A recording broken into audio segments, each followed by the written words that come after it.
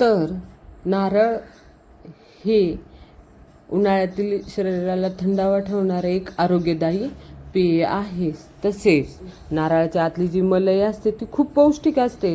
Dehydration, रोगप्रतिकार शक्ती, चयापचय सुधारण्यासाठी अत्यंत फायदेशीर असते. तर आपल्याला 4 नारळ जे आहे शहाळे ते वानवळ आले होते, त्यामुळे ते सोललेले नव्हते.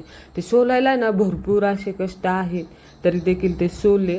त्या दिवशी काही करणं नाही झालं, सोलायला संपूर्ण एनर्जी गेली. दुसऱ्या दिवशी नारळ शहाळे फोडून घेतले, त्याचं पाणी सेपरेट केलं, त्यानंतर मलई काढली. मलई काढायला देखील अगदी तेवढेच कष्ट आहेत, पण पोटासाठी कष्ट केल्याशिवाय आपल्याला खायला भेटणार नाही. त्यामुळे छान त्याची मलई काढून घ्यायची. मलई काढल्यानंतर ते एका मिक्सरच्या भांड्यामध्ये टाकायची आणि ती छान मिक्सरला वाटून घ्यायची. त्याच्या बॅक साईडला जर तांबूस कलरचं जे कवच आलं ना, तर ते छिन्नीने काढून घ्यायचं आणि स्वच्छ करून मिक्सरमध्ये वाटून घ्यायचं.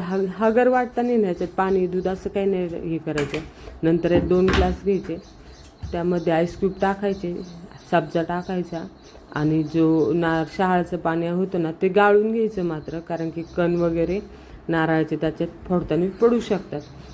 त्यानंतर त्यामध्ये जी आपण मलई वाटली तशी भरपूर अशी मलई घालायची, छान मिक्स करायचं.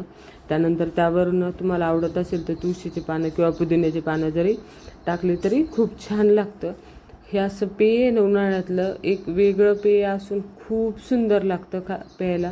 तुम्ही एकदा नक्की करून पाहावा. त्याच दिवशी ती उरलेली मलई आहे त्यापासून आपण रबडी बनवली होती. रबडी बनवण्यासाठी एका मिक्सरच्या भांड्यामध्ये साखर, काजू आणि विलायची बारीक करून घ्यायची. बाजूला दूध तापायला ठेवायचे. दूध गरम झालं त्यामध्ये साखर, विलायची टाकून घ्यायची.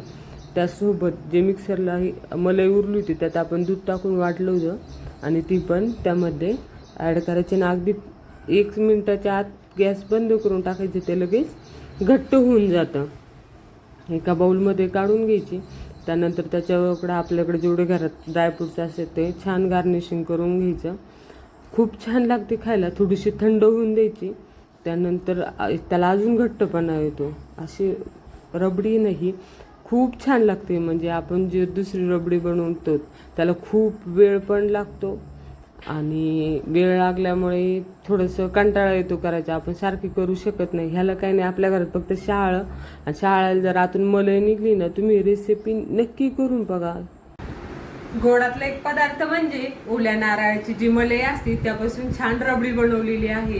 खूप सुंदर लागते खायला आणि तुम्ही देखील एकदा नक्की करून बघा. अगदी वेळात वेळ काढून जी मलई असते ओल्या नारळाची त्यापासून रबडी बनवून बघा. खूप छान लागते खायला आणि चॅनलवर जाऊन नक्की रेसिपी बघा पूर्ण. धन्यवाद.